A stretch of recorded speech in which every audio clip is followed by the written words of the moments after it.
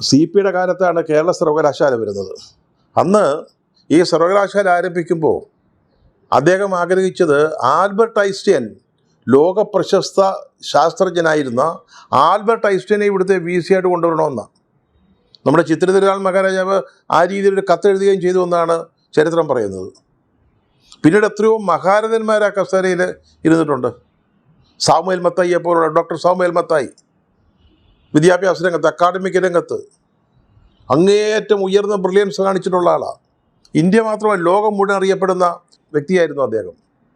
അദ്ദേഹം ഒരിക്കൽ മുഖ്യമന്ത്രി EM ശങ്കരൻ നമ്പൂതിരിപ്പാടിൻ്റെ അടുത്ത് ഒരു അപ്പോയിൻമെൻറ്റ് ചോദിച്ചു. സർവകലാശാലയുടെ എന്തോ കാര്യം പറയാനാ മുഖ്യമന്ത്രിയോട് സംസാരിക്കാൻ. അപ്പോൾ അദ്ദേഹം പറഞ്ഞു, സർവകലാശാലയുടെ VC എന്നെ കാണാൻ വരണ്ട, അതിന് അപ്പോയിൻമെൻറ്റ് എടുക്കണം, ഞാൻ അങ്ങോട്ട് വരാമെന്ന്.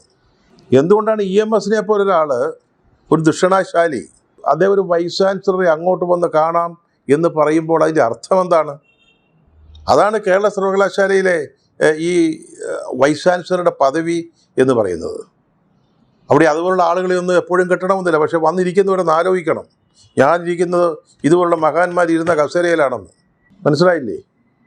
അതാണ് പലർക്കും ഇല്ലാതായി പോകുന്നത്.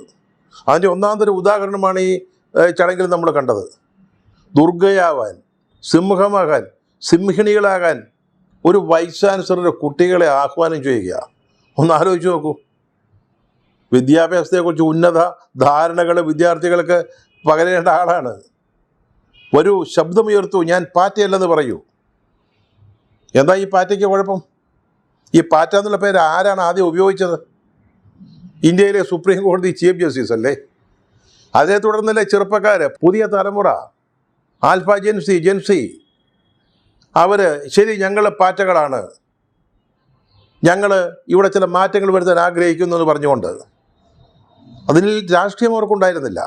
അവരുടെ ഭാവി, അവരുടെ വിദ്യാഭ്യാസം, മത്സര പരീക്ഷകൾ, നീറ്റടക്കമുള്ള മത്സര പരീക്ഷകൾ കൊള്ളയടിക്കപ്പെട്ടപ്പോൾ, അല്ലെങ്കിൽ പല പരീക്ഷകൾ മാറ്റിവെക്കുമ്പോൾ, ചോദ്യക്കടലാസുകൾ ചോർന്നപ്പോൾ അവർ ജന്തർ മന്ദറിൽ സമരത്തിനിരുന്നു.